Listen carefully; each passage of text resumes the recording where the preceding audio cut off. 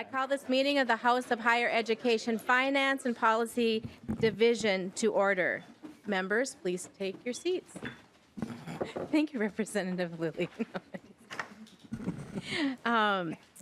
There is a quorum present, and I wanted to know if there would be somebody who would make the motion to approve the minutes for February 5th, 2019. Madam Chair, I move that we approve the minutes for the February 5th, 2019 meeting.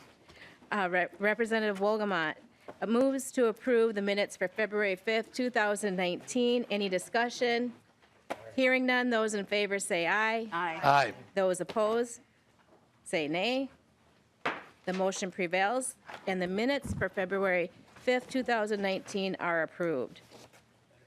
Okay, so today we have an exciting day, having learning more from our universities on, or our university, but which is made up of universities. So that is okay to say that, I guess. But we have allocated the most of the time. I have to all the time. Yeah, roughly a certain amount of minutes it says on here, and it's like all the minutes. So, but our goal will be to end by 4 o'clock today. So today we have a presentation from Minnesota State, who will be introducing their budget request.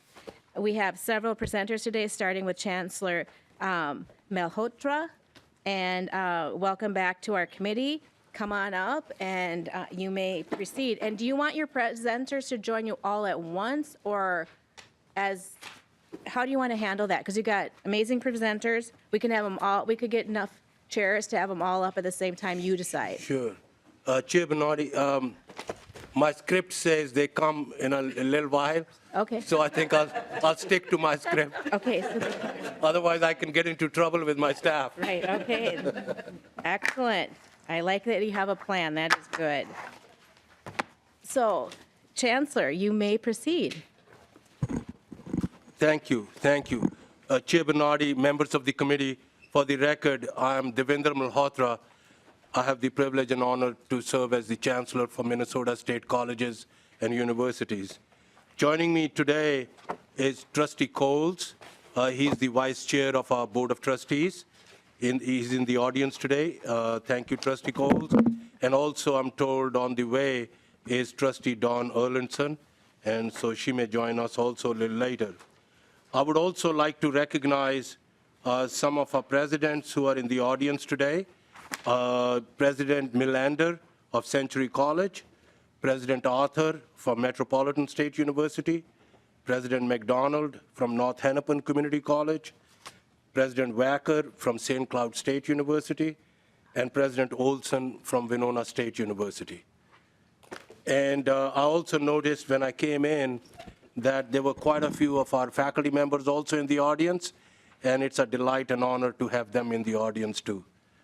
I want to recognize two other colleagues who would also be here, who are also here today, Vice Chancellor of Finance, Laura King, and Vice Chancellor of Information Technology, Ramon Padilla. You'll hear from them a little later. We are delighted to be with the committee again. Last time we gave you an overview presentation of our mission, vision, and our goals. And we are grateful for the time you have allotted to us today for our budget request. We're also grateful for the time the committee spent learning more about Fond du Lac Tribal and Community College, an institution which has a unique and a special place in the Minnesota state system.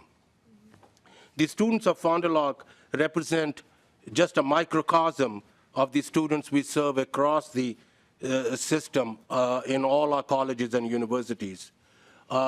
You may recall from our last presentation that who we are is really defined by a couple of salient facts, and that is we serve close to 375,000 students across the state, both in credit and non-credit bearing activities. And of them, more than 65,000 students of color and of Native origin. More than 75,000 students are low-income students. More than 80,000 students are 25 years and older. More than 43,000 are first in their family to go to college, 10,000 veterans and service members, and 118,000 employees in business and industry who get training from us through our customized training and continuing education program. These numbers are testament to our commitment to affordability, to both enhanced access and enhanced support for historically underserved students. In order to live into our full potential and promise, every one of us at Minnesota State is focused on 3 guiding principles. That is the success of our students. That is, we not only provide enhanced access, but we also see them across the finish line. Diversity, equity, and inclusion is our second guiding priority. And then the third one is financial and programmatic sustainability of our institutions. Today, I plan to provide you with an overview of budget request. Then Vice Chancellor Padilla and Presidents Melander and Olson will do a deeper dive into a technology request, describing the challenges we face in that area and how we intend to solve that challenge with the help from all of you. Presidents McDonald and Arthur will describe the budget impact our campuses are feeling and bring to life what is described in our legislative request book, which we have shared with you already. Finally, I'll be joined by Vice Chancellor King, who will provide the committee with a history of funding for the system, national trends, and will provide more detail about our budget request before you, and would also be able to answer any questions you have on the specific details of our budget request. Even though you've allotted us all your time, going from last time, we had intended to keep our testimony brief, enough so that we have an opportunity for all of you to ask any questions you may have regarding our request. We much rather talk about things you want us to talk about rather than what we have on our own minds. If there is one thing about our request that I hope you will take away today, it is that it's not just about doing business as usual on our campuses. It is 100% aligned with our commitment to communities across Minnesota, and more specifically, with our commitment to affordability and enhanced access and support to historically underserved communities. Communities need Minnesota now more than ever. Minnesota State, I should say. Communities need Minnesota State now more than ever, and we need your support to meet their expectations and aspirations. I firmly believe that our budget request outlined on page 3 of the legislative request book in front of you reflects what we have heard from you and your communities. It also reflects what we need to effectively serve all communities across the state. In the coming months, as you consider our request, please know we are well aware that our request would be a heavy lift for you. However, I like to think of it as a thoughtful request that accurately reflects all we heard again and again from our students and our community partners across the state. The workforce challenge that business and industry face across the state is enormous. Our request represents what is needed so that we can effectively serve our students, fill the workforce gap, and continue to be a catalyst for economic and social vibrancy throughout Minnesota. Investing in our campuses, students, and communities is an investment in Minnesota. I would like to break down our request into 4 components, beginning with how important it is to fund our inflation request at our colleges and universities. In a few minutes, President McDonald and President Arthur will describe their experience dealing with financial sustainability on a campus, something President Bill Mackey from the Northeast Higher Education District spoke with you a few days ago when we were here to talk about our mission. You will begin to hear the chorus that repeats the same message. If we don't partner together to support the financial health of every campus, access and affordability will be at risk at all campuses. We simply cannot continue to disinvest in higher education without there being consequences. Consequences to our mission, vision, goals, and the 3 priorities I mentioned a few moments ago. Many of you have heard us speak of our technology request, or what we refer fondly as Next Gen. I would like to thank you for the $4 million annual investment you have already made in Next Gen. Vice Chancellor Padilla and Presidents Olson and Melander will go into greater detail about this critical need, but I want to reiterate just how important that investment is. We are currently operating with a system called ISRS. It's a 20-year-old, outdated system that has reached the end of its service life and is simply not equipped to take us where we need to be in order to serve and support our students. Our colleges and universities process more than 100,000 financial transactions every day. 400,000 people, including every faculty member, staff member, and student, access the system are reliant on ISRS. However, it has run its course, and we need to move to a more cost-effective and upgraded technology infrastructure. We are ready to work with you to meet the current and future needs of our students, but we need your help to strengthen access to help our students advance and succeed. This is why we are proposing 2 new grant programs. The first, directed at our 2-year college students, will help support those with the greatest financial need and help them get across the finish line. The second grant program is targeted at students transferring from a Minnesota State college to a university and is intended to encourage progression from associate degree to bachelor's degree. Vice Chancellor Laura King will say more about these proposals in a few moments. I want to be clear that we share your passion for career and technical education. Each year, close to 20,000 students graduate from our 2-year career and technical programs. The last time I was before the committee, I briefly described the partnership tour I took last year across the state. I'm very grateful for those of you around the table who were able to join me at one venue or the other. Thank you. We visited 22 communities to listen to what legislators, business leaders, community leaders, members of the K-12 sector, and nonprofit leaders had to say about the partnerships our system and our campuses have forged. I witnessed firsthand how important those graduates are to the communities you represent. We have heard a simple message repeated in every community in every corner of the state.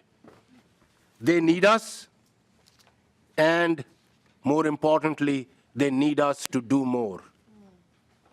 That is because we are the partner of choice across Minnesota. With the $15 million we are requesting for career and technical education, we'll be able to address workforce needs through innovative career and technical and professional programming that serves business and industry, as well as expand career and technical education and professional programming in sectors with high employment growth. We believe it's critical to strengthen and expand the K-12 career and technical pipeline and grow K-12 collaborative programming and develop new teacher education pathways. It is imperative that Minnesota State enhance access and support the underserved students and make sure we are meeting those needs. Chair Bernardi, with your permission, I would like to turn the presentation over to Vice Chancellor Padilla, President Melander, and President Olson, who will take you through our technology request. Okay. Chair Bernardi and members of the committee, thank you. Thank you very much, Chancellor Malhotra. I think I said it better the second time, didn't I? Yes. Malhotra? But that was fine. You can call me by any name. Okay. I'm just interested in the money. Chancellor is easiest, but I'm getting it. Thank I'm getting it. Thank thank you. Okay.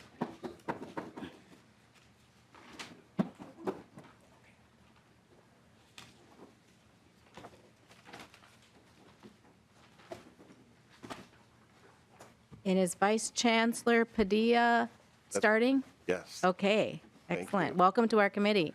Thank you very much, Chair Bernardi. My name is Ramon Padilla. I'm Vice Chancellor for IT for Minnesota State. And we're here to talk about our technology request today.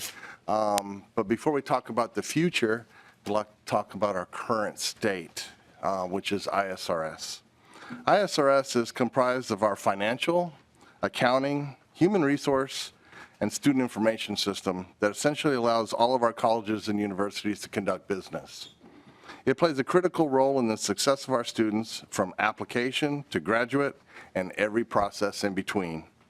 It serves as the cornerstone data system for our enterprises and requires high security and high availability. It touches everyone and nearly every activity: application, registration, course scheduling, housing, financial aid, transcripts, system finance, accounting, and HR. But it's 20 years old, it's homegrown, and it's reached the end of its technological life. We've been good stewards of the state by creating and maintaining ISRS for 20 years. But now the system prevents our campuses from being competitive and puts the system in technological risk. Our board is committed to managing the risk of the current 20-year-old system by moving forward with this project with your continued support. The time to act is now before we have a crisis. You will see that it is expected to take several years to do this right, and we need your support to do it. Scott? Hey, President Scott Olson, welcome to the committee. Thank you, Chair Bernardi, and thanks to you and thanks to everybody on this committee for your service to Minnesota and for your commitment to helping us serve our students. We're really grateful for that. The whole Reimagining Minnesota State project you might have heard about is about us finding new and better ways to serve students. And this whole budget request you're going to hear today is about us finding new and better ways to serve our students. You have already helped us in this regard. You have already appropriated about $4 million to help us do this next gen journey. And we're back here to you today to ask for further support and for us to paint a little bit of a picture of what it can mean to students. What this request would do, what NextGen does, is it puts into the hands of our students tools that'll help them make better real-time future-oriented decisions about what they should be studying and where they're going with their lives and with their professions. We believe it's going to help shorten their time to graduation. There's a certain number of students who will always graduate with more than the minimally required number of credits because of choices along the way that maybe weren't quite the right choices and that require retaking something or redoing a semester. And putting these tools in the hands of students and faculty, we believe, will help shorten that time to graduation, and shortening time to graduation is also savings to students. So let me try to paint a picture of what it might be like. So right now, we've got a lot of faculty in our system who have 60, 70 advisees. And they're trying to meet with them, and they're trying to give them good advice. But a lot of the time that's spent in those conversations is time around what course should I take? But if we put these next-gen tools in the hands of the student, these questions about, well, what course is next and what's offered next semester and how can I kind of get from where I am to where I want to go in the shortest possible time is all answered through technology-assisted advising. which is what underlies this kind of whole concept.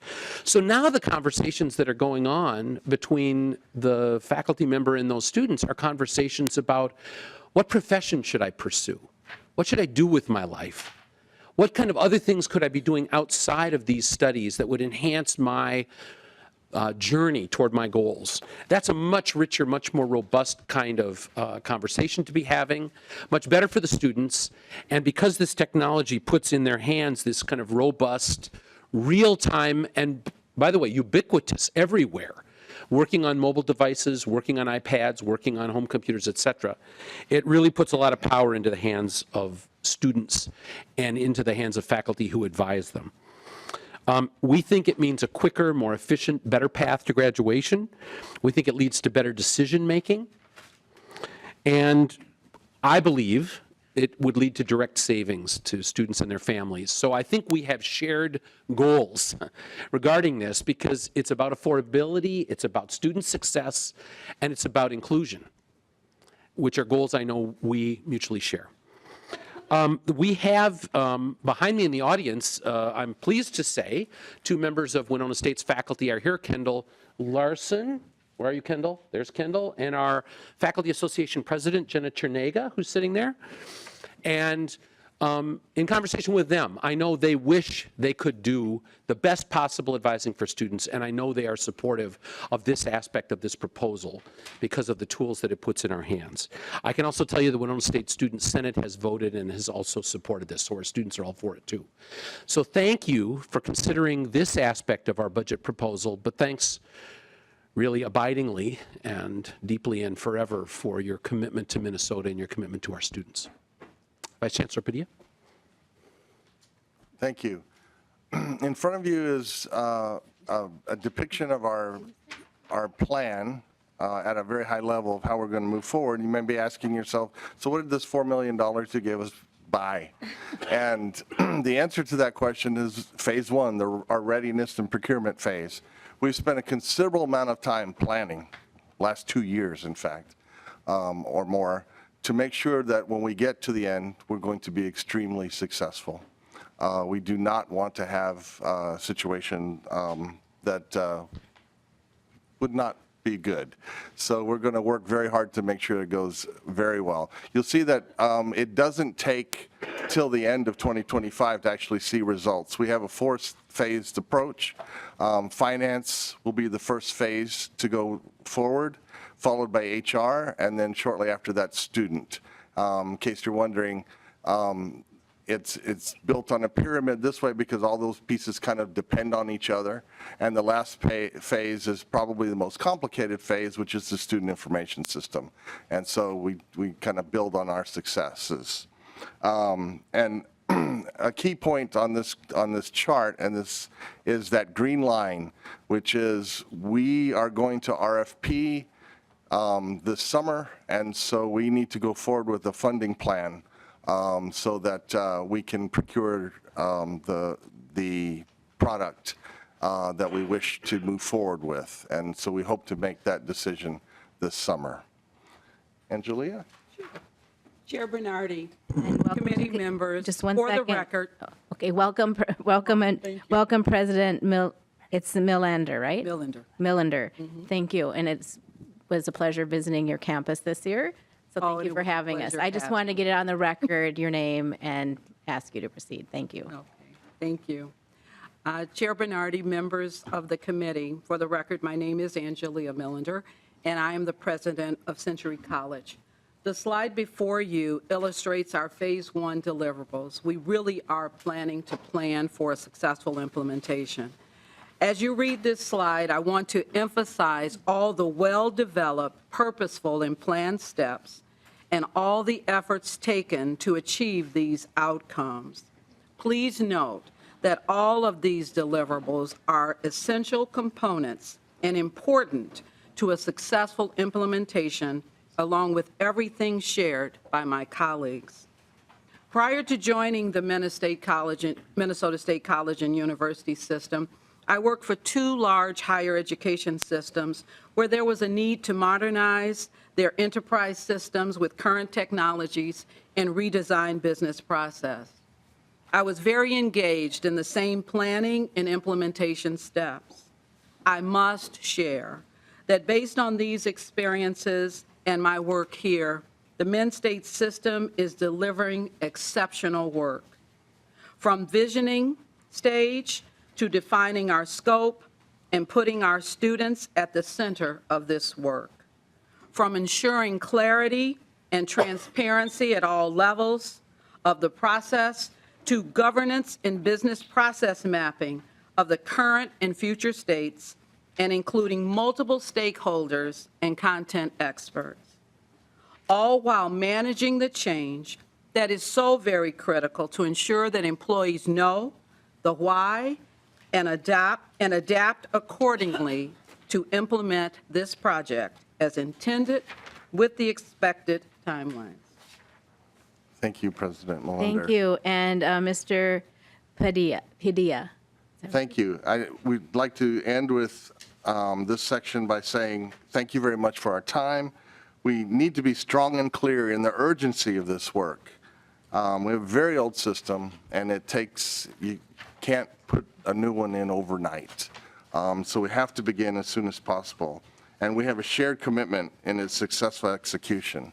And before I leave the table, I'd like to introduce President McDonald from North Hennepin Community College, who will come to the table to speak to our request from a campus perspective. Excellent. Thank you. Welcome to the committee, President McDonald. And I enjoyed visiting your campus this year as well. It was great to hear from the students, and I just recall the food insecurity that was talked about and the great needs that the students have. It was very informative. Absolutely. Thank you, Madam Chair. Madam Chair and members of the committee, thank you for allowing us to spend some time with you this afternoon. My name is Barbara McDonald, and I have the privilege and honor of serving as president of North Hennepin Community College. President Arthur from Metropolitan State University and I are here to share a story about each of our institutions. But having said that, there are many more examples of our outstanding colleges and universities located in your Minnesota State legislative request booklet. And I would encourage you to flip through that booklet to really get a better understanding and a full picture of the impact of our sister institutions and universities across the state, both in greater Minnesota and also the metro area. Our mission at North Hennepin Community College is simply stated, engaging students and changing lives. We are located in one of the most diverse cities in the metropolitan area, Brooklyn Park, in the Northwest region. And our student body and increasingly our staff and faculty reflect this very rich diversity. We have very strong partnerships with the cities that were surrounding us, not only the city of Brooklyn Park, but Brooklyn Center, Osseo, Maple Grove, and beyond. And each year we work together intentionally to meet the needs of the citizens and the constituents we represent. As you can see from the North Hennepin slide in front of you, we serve over 10,000 students, most of whom attend our institution part-time. In fact, about 80% of our students attend part-time because they're also working 1, 2, sometimes 3 jobs in order to pursue their educational dreams. Nearly 48% of our students represent students of color and indigenous populations. Over half are first generation and receive grants or scholarship aid to support the cost of attendance. Many of our students come from immigrant populations and are new Americans, really representing the future face of our workforce. This is in stark contrast to when our doors first opened almost 50 years ago with 414 students in the top floor of the Osseo Junior High School in the middle of potato country. We've come a long way, and we are proud of the impact our institution has had within the communities we serve, with over $272.5 million in combined contributions and with regard to the economic impact we've had in 2017. North Hennepin plays a really critical role in meeting workforce demand. In fact, demand for labor has grown as the supply has diminished, as you're well aware of, and this is a real big challenge for us. There were over 142,000 job vacancies in Minnesota during the second quarter of 2018, and a 5.2% increase over last year, and 58% of these jobs are located in the metro area. If you visited any of our surrounding area around North Hennepin Community College and along the 610 corridor and adjacent communities, you'll see that this growth is really exponential. In fact, this year at a State of the City's address, we heard from our mayors that they're expecting to fill over 6,000 jobs just in our surrounding area alone. Today, we are an essential community asset serving the quickly growing Northwest metro area with programs to meet this workforce demand. Our employers are demanding high-skilled workers, they want a diverse workforce, and they're expecting North Hennepin Community Colleges and our other institutions to deliver for them. And fundamentally, with frozen tuition and the annual cost of inflation, we need your support so we have the operating funds to help us do this work. This is what our financial sustainability is all about, because our learners come to us with hopes and dreams of bettering their lives and the lives of their families and communities. I mentioned earlier that nearly 60% of our students are first generation and low income. And what does this mean? I'm sure you hear this a lot. What it means is that we need to be student-ready institutions that can address the many obstacles our new to higher education students face. They're first in their family to go to college, and our job is to help them navigate a very unfamiliar landscape and attain their education so they can be prepared to enter the workforce and drive our future economy. A primary challenge in meeting their goals is closing what we call the opportunity gap, which is the gap in success rates that we see at our institutions between our students of color and Indigenous students and our Caucasian students. As we see our population continue to diversify, their needs diversify as well. We provide support services that are really critical to their success, such as courses that will allow them to learn English as a second language, developmental education, tutoring services, counseling and advising support, our food shelf, scholarships, access to community resources like SNAP and housing, and so on. A fully funded request will allow us to continue to meet these needs and keep our essential services operational. We have the talent to make these challenges become realities because of the unbelievable, amazing support and outstanding work of our faculty and staff. I'd like to dovetail a little bit on the conversation Chancellor Malhotra had earlier about the operations with regard to ISRS, our Integrated Student Services System. You heard from President Olson about the ratio of advisors to students, and I can tell you at North Hennepin it's triple that, sometimes quadruple that, as advisors work with our students. And we're going to need an up-to-date technologically smart solution for our students so that they're able to take education into their own hands and be able to work more effectively and efficiently with their advisors.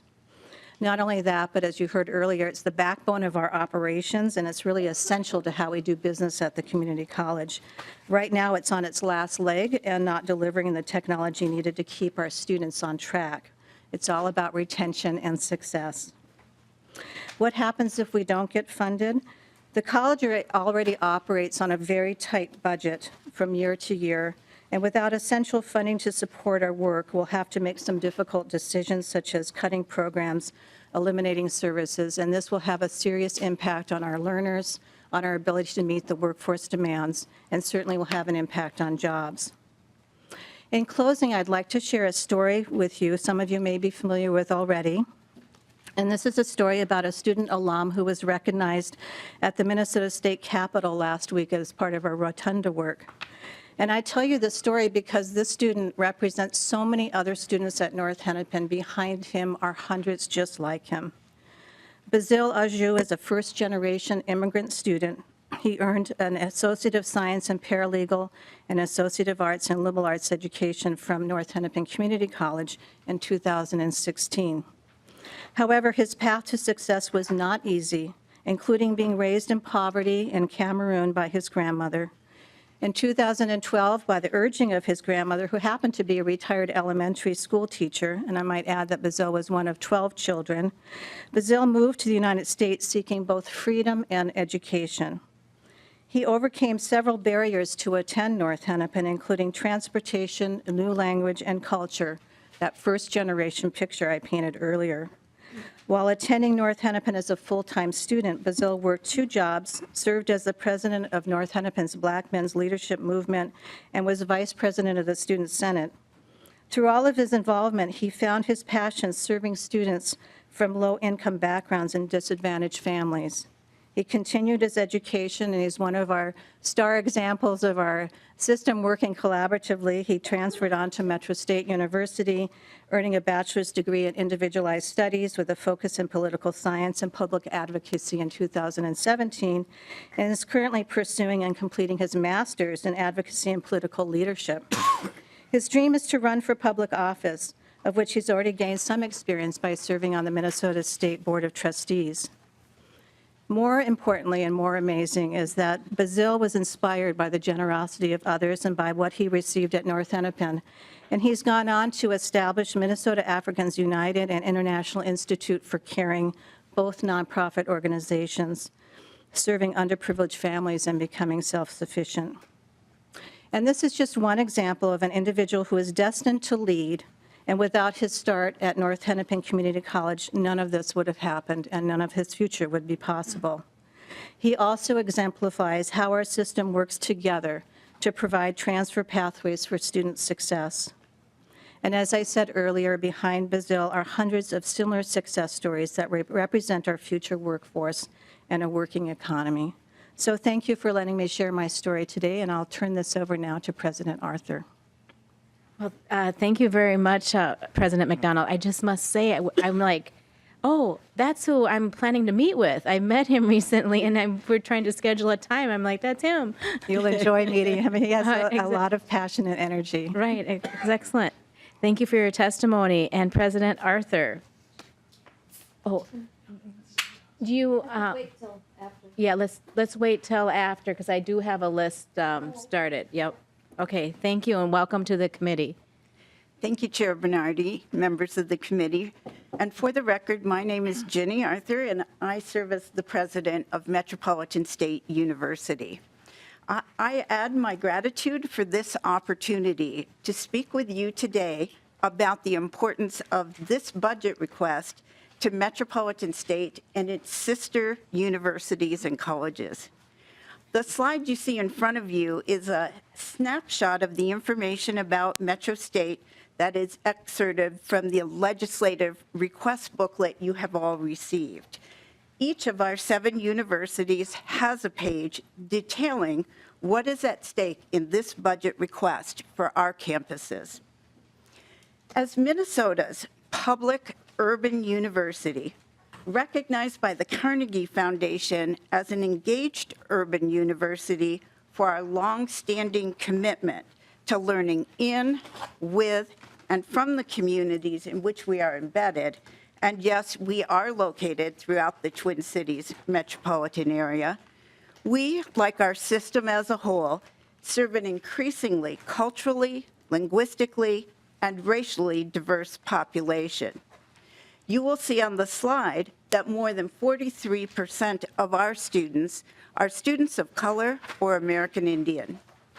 The breakdown for those who began their studies at the university this year is close to 50%. 2/3 of our students are from low-income families, first in their family to attend college, or students of color or American Indian. Characteristics that not always, but generally, do put them at risk unless we provide additional academic and social supports. On the basis of the number of Hmong and Southeast Asian students we serve, Metro State is now officially designated by the U.S. Department of Education as a minority-serving institution. And CollegeNet, an organization which computes a social mobility index for universities across the nation, places Metro State as number 21 out of nearly 1,400 universities on the list, the top 1.52%. I like precision. All 7 of Minnesota State universities fall in the upper 60% of this ranking. I believe it's this fact that as state universities and colleges, We educate students from low-income families and propel them into the middle class, which is most important to our state and most in jeopardy without increased investment. I think all of you know the pain of grappling with inadequate financial resources. So I want to tell you a little bit about what your increased investment in your universities can and will do. We will develop and grow quality academic programs, which are in high demand by the state's employers. You heard from President McDonald the statistics about what our businesses are facing. Those fields will include things like cybersecurity. I think I hardly need to comment on the urgency of educating practitioners in this field. And currently in the state of Minnesota, there are about 15 jobs for every graduate. Data science, a field permeating every aspect of modern decision-making, from medicine to policy to commerce. Biology, chemistry, and biochemistry, backbone fields for Minnesota's science-based industries. Environmental sciences, we're having a lot of talk about the environment these days. Nursing at both the baccalaureate and doctoral practice levels. Advanced dental therapy, a new and growing profession which can help alleviate oral health care practitioner shortages in both rural Minnesota and the urban core. Urban teacher preparation, a program in which 50% of our teacher candidates are students of color or American Indian. This is a point where we know we need those teachers to help us close that opportunity gap at the K through 12 level. And in social work, we have the most diverse program in the state. And if the university could open a master's degree in social work tomorrow, it would be filled with talented, diverse students next month. Our students are in demand because of the cultural competency that they bring to the workplace. We need resources to expand opportunities and leverage the academic assets across all our universities and colleges as we work to develop a statewide collaborative network for assessment of prior learning, an evidence-based practice which promotes adult degree completion and is particularly important to our veteran students. To promote learning and degree completion, we often need to support our students with scholarships, emergency grants to fix the car or pay the rent, and a food and clothing pantry.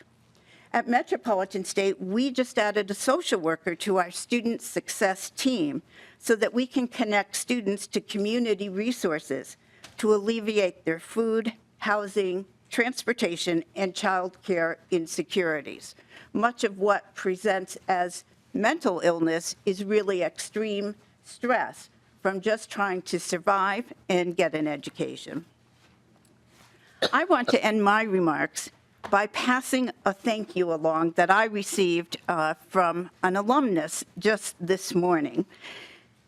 This is a Somali immigrant who got a degree at Metropolitan State and now has a significant managerial role in a large property management firm in the Twin Cities. His words for me, "My university education saved me. It saved my family." I want to thank you for making it possible for us at Minnesota State to make that kind of difference for people and their community every day. There is so much more we can do with your partnership. Now, with the permission of Chair Bernardi, President McDonald and I will turn the mic over to Vice Chancellor Laura King. Thank you. Thank you very much, President Arthur. I want to invite Laura King, the Vice Chancellor of Finance, down to testify. And if people who testified today could sit in the front row, and you might all already be there, we have a number of questions, and we can call upon the people to answer those questions when needed. Welcome to the committee, Ms. King. Thank you, Madam Chair. I'm delighted to be here. I feel like I'm sitting on that, what's that fairy tale about being on top of a pile of mattresses? I feel kind of tall here. Pardon me 1 second. There. Thank you, Madam Chair. I'm delighted to be with you this afternoon. If I could, before I dive into the details of the budget request, I'd like to just provide the committee with a little bit of background information about the financial profile of our colleges and universities. You've heard terrific testimony from our presidential colleagues about the student profile, and I'd like to match that with some information on the finance side. As the Chancellor's already mentioned, Minnesota is in a very competitive environment for talented citizens and labor force participants. As the Minnesota's job market has remained strong, FYE enrollment is expected to be 2.2% lower than it was in fiscal year 2019. Excuse me, in 19 than it was in 18. This trend began as the state recovered from the recession following fiscal year 2011. Our colleges and universities managed explosive growth from 2006 to 2011, growing nearly 18% in enrollment. Since then, enrollment has sloped down, and 2019 is projected to be 6% below 2006 levels. They handled that growth and the decline without any state assistance. We are not funded on the basis of enrollment. In fact, our state support has historically been reduced as enrollment increases occur during recessions. The strong economy and demographic dips in the number of high school students continues to negatively impact our enrollment. For decades, who's got the driver? Maybe. Pardon me while we have a little technical adjustment. Oh, all right, super, thank you. For decades, Minnesota invested in that competitive environment through its investment in public higher education. While we continue to have one of the highest ratios of college graduates in the country, that generation is approaching and entering retirement, and we are not investing at the same levels in the next generation. In 1997, Minnesota's per FYE funding for public higher education was 11% higher than the national average. Between 1995 and 2015, Minnesota's investment per FYE declined at more than twice the decline in the national rates, a decline of 31% versus 13%. As of 2017, we are now 11% below the national average. Another measure compares the state's public aid per FYE to the national average, and on that measure, Minnesota invested less than the national average in 2017, and 21 states invested more than the national average. We have looked at our total revenue per FYE, including both tuition and your support, and find that revenue to our colleges and universities adjusted for inflation has increased at the rate of 0.1% per year. During that period, state support declined over $700 per FYE, a decline of 15%. Investments at that level will not enable us to continue to support Minnesota's economic competitive environment, and we need your help. Committee members are aware of recent increases in funding for our colleges and universities, and we are grateful for that support. I see Representative Nornes here, and we are grateful for the leadership he's provided to this system over the years. As you can see on slide 18, inflation, however, has not been our friend. The blue bars, which represent nominal state funding levels, have moved with the state's economy. As the state budget has sagged, so too have our funding levels. The long-term trend downward that's reflected in the blue line illustrates what inflation does to our ability to finance our college and universities and their work with students. That decline began in the 80s as the state budget expanded, and it has continued up and down through the state's budget process in these 20 years. President McDonald and Arthur and all of our presidents and campuses have been living the reality on this slide.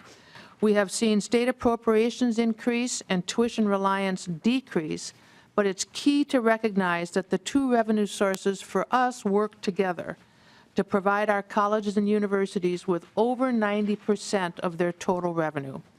With state funds in recent years substituting for tuition revenue, while state funding levels have increased, our college and university revenues have not. We have averaged a 1% per year increase in revenue over these past 10 years without adjusting for inflation. Adjusting that revenue growth for inflation drops that average to almost unmeasurable 1/10%. So we have reduced programs and budgets every year to balance out the equation. The challenge on campuses has been made harder in the last two biennia due to the structure of appropriated funds provided through the budget process. In 2019, we reported a structural gap at the start of 2020 of 26 million. Note our ongoing appropriation decrease from fiscal 18 to fiscal 19 by $10 million. That creates for us a structural gap in our college and university budgets. Our budget request before you today comes from our community.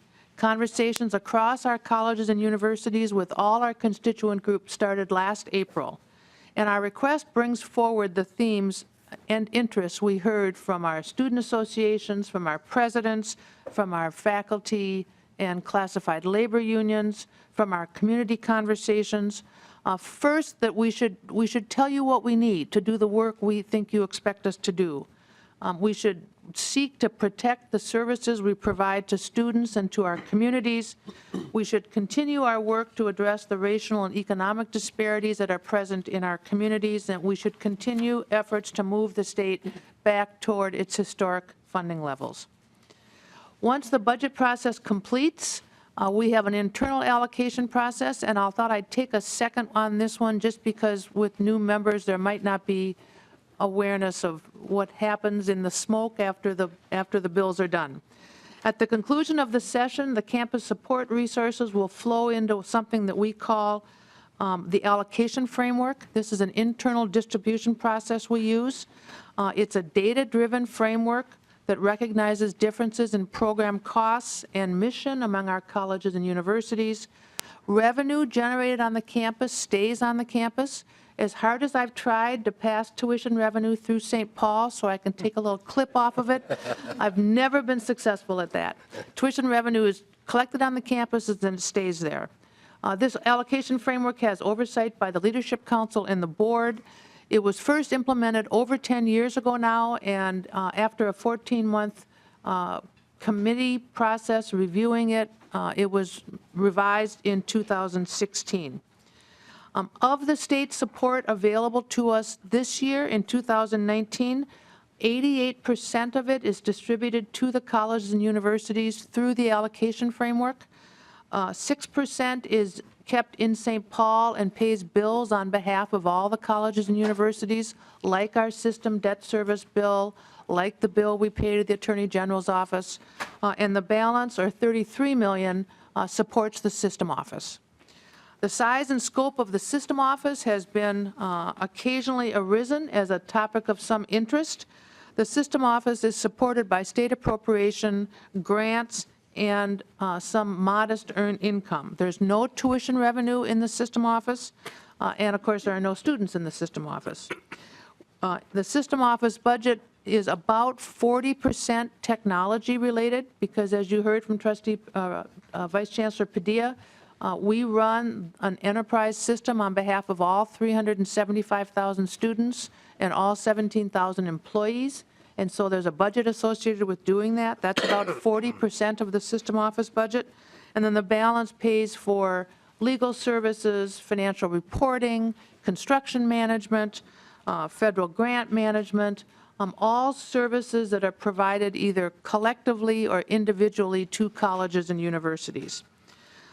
Overall, the system office budget's down 15% from 2011 to 2017. It was specified in law in 2010, effective with 2012, and that number has not increased since then. It relates in terms of if you think about 33 million in our overall budget, it's about 2% of the system's entire budget, funded entirely with state appropriation. The internal allocation process provides that the campuses receive a block grant. It is sent out after action by the board in block grant form. The president establishes the line item budget and makes all of the spending decisions. There's no direction from St. Paul as to how many faculty or how many advisors or how much to provide for building maintenance. It's a block grant to the presidents, and then they establish their local priorities. It's a single allocation. Presidents have authority to make all their budget decisions, and we think it works best that way. The presidents are best positioned to make investment choices in their communities. As I mentioned, our colleges and universities are highly dependent on state appropriation and tuition. I like to say we're a very simple operation. We don't have medical schools. We don't have law schools. We don't have big national research operations. State appropriation and tuition for our system in 2019 was about $1.5 billion. And so you can see on this slide, we watch this relationship very closely.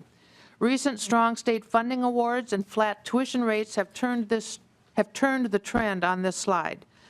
This is the chart that relates to the 1/3, 2/3 narrative that you might hear about.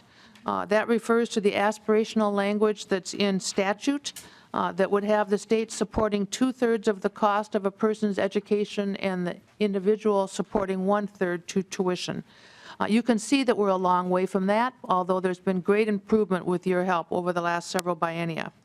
If our request is fully funded, this relationship would be approximately 54% state appropriation, 46% tuition by the end of the next biennium, an improvement of nearly 5% in this relationship in the next 2 years. Our request asks the state for support sufficient to replace the revenue we would earn with a 3% undergraduate tuition increase, which is about $67 million over the biennium. Compensation costs for us, as you heard from the chancellor, are about $169 million over the biennium. And if both the tuition increase and the compensation increase are combined, we would then be in a position to provide balanced budgets with reasonable resource additions to the colleges and universities. We have faced negotiations with the legislature concerning tuition since 2013, and it's important to remind ourselves of the revenue pressures our campuses face. College tuition rates in 2019 will be the same as they were in 2014. University rates have increased twice in the past 6 years. State funding levels plus tuition revenues provides the budget resources, and any gap then results in either reallocations or absolute budget reductions. So you can see our colleges and universities have a very hard hand. Both revenues and expenses are strongly influenced by others and highly unpredictable. Regulatory and compliance costs increase every year, as does the desire for stronger student services and campus life programs. We reallocate both to cut budgets and to direct resources from lower priorities to higher priorities. Over the past 9 years, our colleges and universities have reallocated on average about $35 million a year. In just the past 4 years, they've reallocated a total of $146 million, including $92 million in absolute budget reductions. These cuts have eliminated jobs, closed programs, slowed technology and equipment replacement, and just in the past 5 years resulted in the reduction in the number of system employees by 1,800 people, a reduction about 10% in total headcount. We entered 2019 with a $36 million structural gap, and so our colleges and universities, as you can see on this table, are facing continued financial pressure to meet the demands from the community and balance their budgets. You've heard about the campus support request from the chancellor and the Next Gen request from Vice Chancellor Padilla. You've heard from our presidents about college operations.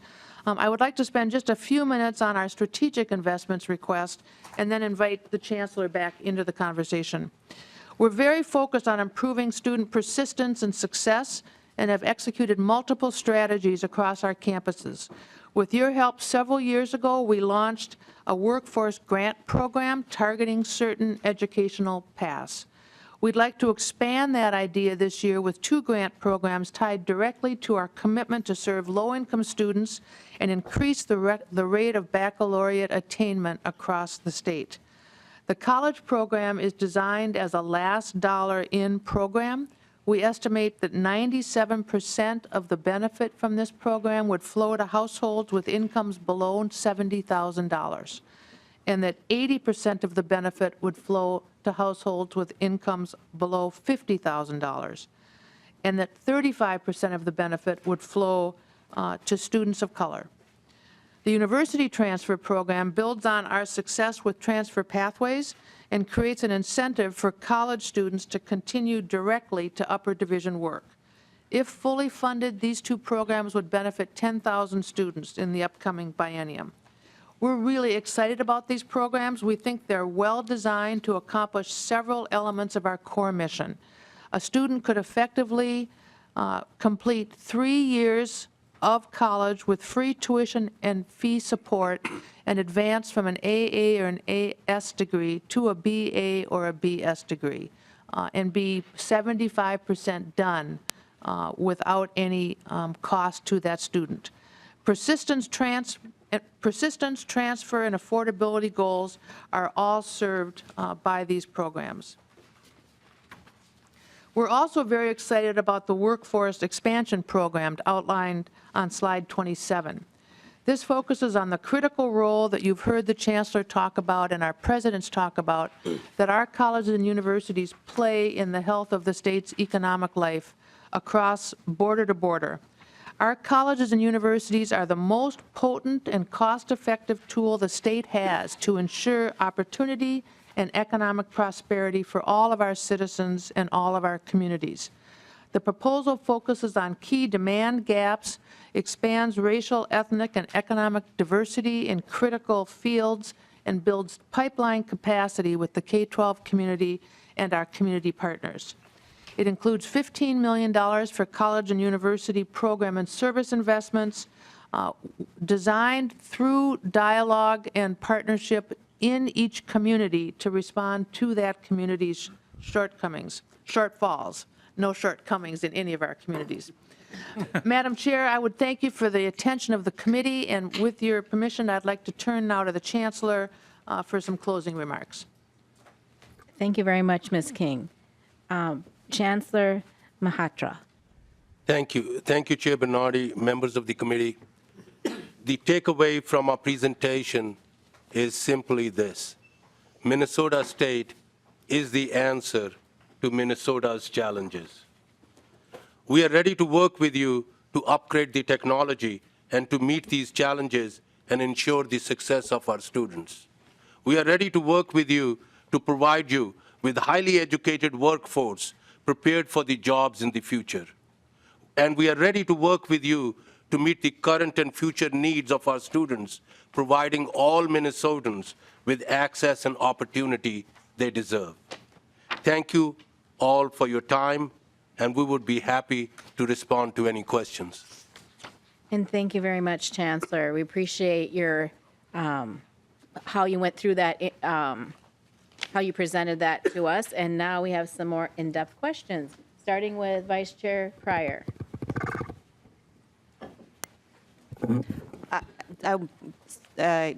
Going back to talking about the technology and the next gen, are there similar systems that you've looked at that other states have used and the products that are out there right now? Because I think at the beginning you said what you're using right now was a homegrown.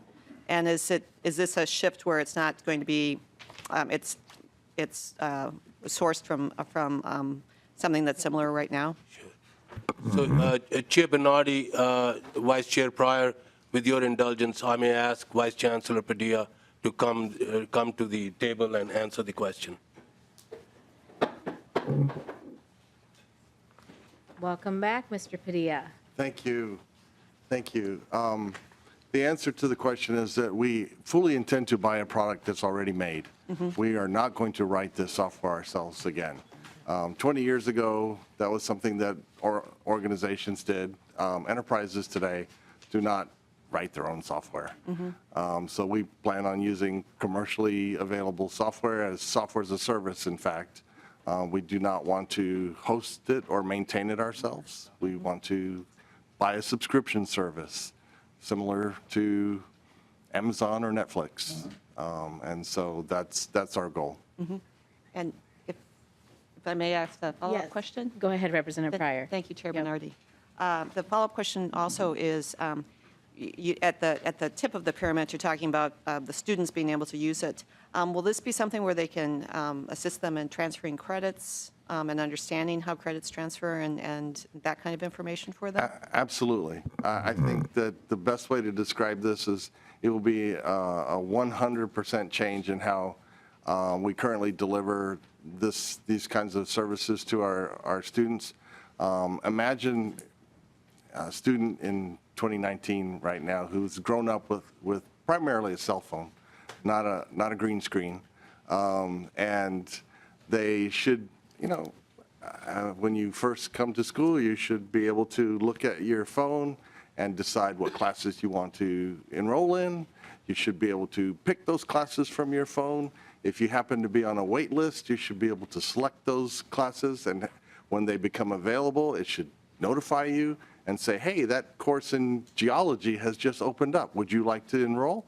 You should be able to see your whole course pipeline from beginning to graduation, pay your bills, do all those things that you would normally think you would do from your cell phone. We can't do any of that right now. So from that standpoint, it's just a dramatic difference in what we would want for our students. Thank you very much. Representative Lucero. Thank you, Madam Chair. And, well, actually, the testifier couldn't stay there because I guess my line of questioning is along the same line. But Representative Pryor stole most of my thunder. But my concerns were, I think, along the same lines, and that we in the legislature here in the last several years have been dealing with a couple major technology debacles, and that has been the MNsure rollout and the MNLARS rollout that we're still having to deal with the residual consequences. And that is the direct result of having to write, or not having to, the unfortunate decision made to internally develop code when there are a number of sources available other places. And so you've already answered that question, which was my primary concern of, are you going to use something that's not internally developed? And you did answer that already. So then I guess my second question is in regards to the slide number 12, which is the pyramid. And you have phase 4, which is the student interface of this application you're developing at the very end of the timetable. But then you have a green line that's drawn there. So then am I understanding this graphic correctly, that was the 2015 through 2020 has already been funded? That was a previous funding initiative that you received, and that's how you got through that bottommost part of the pyramid.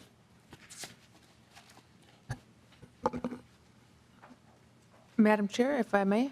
Yes, Ms. King. Let me get us back to the pyramid. That's exactly right. What you see here is, with your support last year, we were provided $4 million a year in base resources that we use for the phase 1 readiness work. All the business process reviews, the drafting of the RFP, all of the, we've had over 200 of our campus colleagues involved in discussions about what do we want it to look like, what do we want it to do. That was all part of phase 1, and it was financed with your help with base funds in the 18-19 budget. Representative Lucero. Thank you, Madam Chair. And then the next question is, obviously, it's very important that we future-proof, and you have that in here in one of the slides somewhere. Yes. So the question I would have is, since you are going to be using a third-party vendor, how logistically do you maintain control of that code, because they may go out of business, right? So what steps are you going to be taking to ensure that you are future-proofing and have access to be able to make further enhancements or develop it as the years go on, if indeed that vendor is no longer around? Mr. Padilla? The answer to that is by buying into software as a service, for starters, you future-proof your investment by the fact that we are not going to be the only higher education system buying into a product like this. And the companies that are in this space are very large organizations that have been around for a very long time. And so it's not just Minnesota State, it's thousands of other colleges and universities that are participating in the software that as a group are pushing the company to make enhancements as the higher education space changes. So they're not just responding just to Minnesota State, they're responding to higher education changes in general. And so with that's the future proofing of it. From a going out of business standpoint, we will ensure that the data is ours and always will be ours, and so we can always retain that. Because of that, we could move to another platform. I wouldn't say that would be easy, but it would be possible to do that and transfer the information that we have. Representative Lucero? Thank you, Madam Chair, for the continued indulgence. So then, as part of the testimony, and this is my last question, as part of the testimony, you had mentioned that the transition or the deployment then of the student interface, the last part of the triangle there, if you could just elaborate or maybe give an overview of how you plan to do that. Are you going to start with, or do you even have a plan at this point? Do you, because you're going to need two systems running in parallel for a period of time there, and do you have select campuses you're going to be rolling it out to, and how's that going to work? And then before I give up the microphone, Madam Chair, because this great group wasn't here when we went around with our personal stories, I just wanted to give a kudos to several of the colleges I had been to, and I wrote it down here. So for there's presidents here that weren't here earlier. So during the course of either myself and my wife's academic career, we took courses at Anoka Ramsey, Century Community College, North Hennepin, Hennepin Tech, MCTC, and Metro State at least, and there might have been a few more. But you do great work, and it's, yeah. Well, if you want to get into that, I think our family tops that more, but we're not going to get into that. No, just kidding. I can tell that people are very proud of Minnesota State and the education that they've gotten, and as far as we've gotten too in our family. So I have a next person is Representative Lean. Thank you, Madam Chair. With the $169 million in campus support request, are you going to be able to freeze tuition then, or prevent any tuition increases for the next 2 years of the biennium? Ms. King. Madam Chair, Representative, what the board is committed to is if the $246 million request is fully funded, the board would commit to not raising undergraduate tuition at all. The commitment relates to the entire request rather than just the 169. Representative Lean. Thank you, Madam Chair. I understand that, but the remainder of the request, aside from the 169, is for other purposes, not direct campus support. So I guess that's, in my mind at least, kind of an imbalance as far as where the money would be going and just how that would break down. Ms. King. Madam Chair, Representative, we would expect that all of the money that's in the request, except the technology support, would go out to the campuses.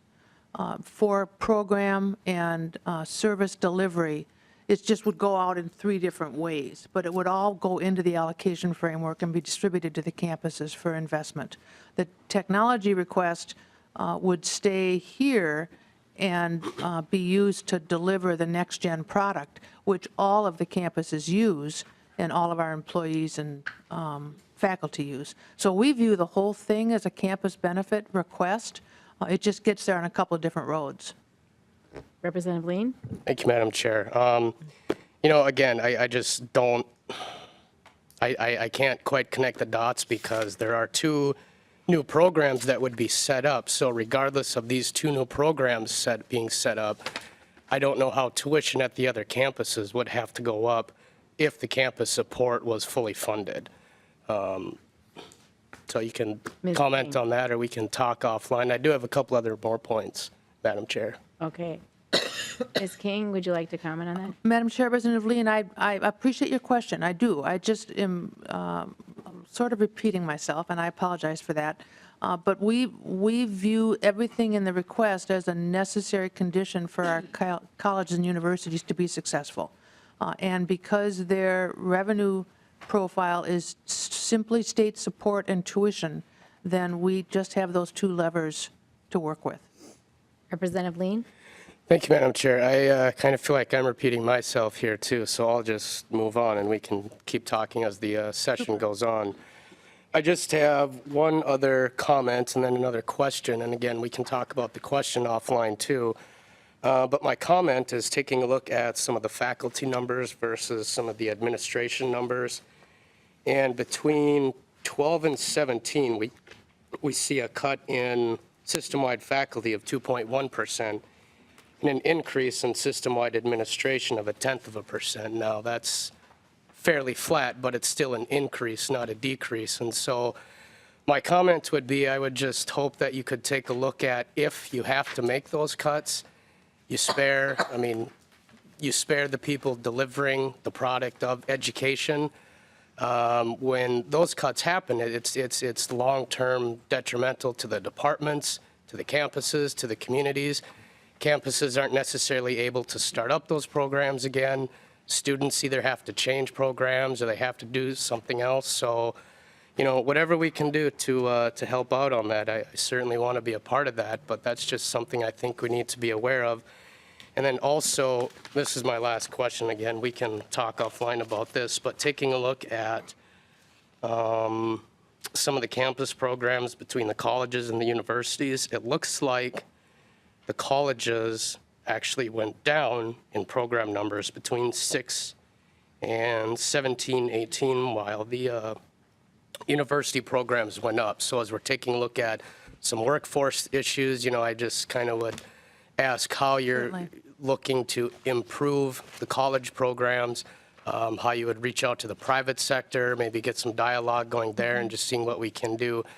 Because I hear from M-State up there, there's a couple programs where people in the community are really wondering what's going on, and I know they have to make internal decisions based on numbers, but if there's anything we can do to get those workforce-focused, workforce-centered programs, as healthy as possible, that's, I think, something else we need to do. So thank you, Madam Chair. Okay, thank you. Madam Chair, Representative Lean, I really appreciate that comment. I think your careful reading of the information helps illustrate just what a balancing act our colleges and universities have faced over these last 10 years. It's absolutely true that the faculty numbers have gone down, mostly in the colleges. The colleges are mostly where the enrollment has been very volatile. If you look at the enrollment charts, you'll see that, I don't have the numbers in front of me, but of the 20 or 18% increase in enrollment over the term, I think the college increase was 2 or 3 times the rate of increase in the universities. So I would expect to see, as programs are added, faculty are added, as enrollment declines, then faculty decline. It is the case that our workforce request in the package that you have in front of you is directed right at the observation you make about M-State. There is interest in program design and new program offerings. One of the things that you see in the academic program review report in your data book is our campuses they're very experienced at program review, talking to their communities, adding programs where there's demand, and if they're faced with balancing their budgets, then that means another program somewhere else with declining enrollment or low enrollment has to be closed. So they have just a few things they can pull in order to continue serving their communities. But I appreciate what you're saying, and we'll take a look at it.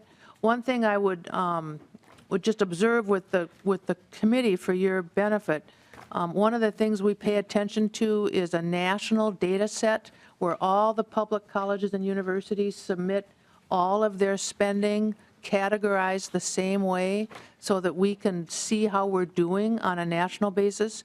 And one of the places we pay a lot of attention to is how are we looking on our administrative spending, because we're concerned about that. We want to make sure that as many dollars as possible are getting out to the campuses and out to the classrooms. And overall, our colleges and universities and the system office combined We spend less per student on administration than, I got to say this right, we're 41st in the country on spending on administration in a pool that has 50 measures in it. So that says to us that in some respects, we're maybe at risk because we don't have the right compliance staff, we don't have the right attention to non-instructional purposes. But we pay attention to it, and we've worked hard with a variety of strategies that the chancellor has led around efficiency and effectiveness to make sure the enterprise is being as smart as it can in order to protect resources to the campuses. Thank you. And we have 3 members with questions. It's Representative Quam, Nornis, and Runbeck, and we have about 5 minutes to ask the Thank you, questions Madam and get Chair. the answers. Representative Quam. Thank you, Madam Chair. And I glanced at the data book. Representative Lean, you might want to look at Section C, page 4, where the faculty between 12 and 17 decreased by 13.2%, and the staff decreased by 5.5%. I think there's some additional detail that might be available there. Glancing through, because of the HEPA and that, I noticed that in Section D, page 12, there was a room utilization was 48% and seat fill was 45%, and that's a 3-year running. I think that we can look at the details and the surrounding pages for the different sites when we're comparing the HEPA. In Section 8, pages 25 and 26, there's some comparison. Minnesota's below the national average, but when you look at the states around us, sometimes there's some priority calls because Wisconsin for community and technical college is spending 3 times the money that we are. But when you go to the university, the higher level, they're actually spending only 2/3 of what we are. So, members, that might be something to look at for what are our priorities. And in that same section, page 1, instruction is 46% of expenditures. Just some data to look at. When you get into the next gen, some of the questions I had is there was a reference to cost savings. It'd be interesting to see what the, you break it out by energy cost, savings, productivity enhancements, and then lower repair and maintenance costs because you had the internal and staffing, et cetera. Did you have any data that would represent by year and when it would kick in with your plan?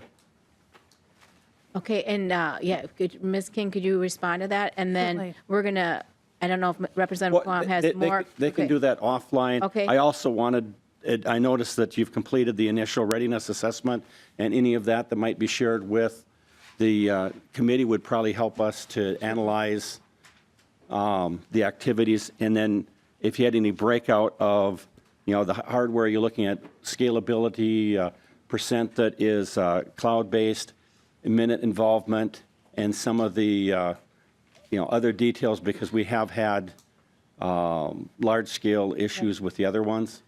And I've got a few others, so I might try to talk with you offline. Okay, and we're going to go to Representative Nornis for the next question to Madam fit Chair, him. I think everything I was going to talk about's been covered already, so pass. Okay, thank you. Representative Runbeck. Thank you, Madam Chair. Just a couple of questions. This is my first time on higher ed. What are you spending generally, would you say, on remedial kinds of education? I think you call it something else, but, Developmental education. okay.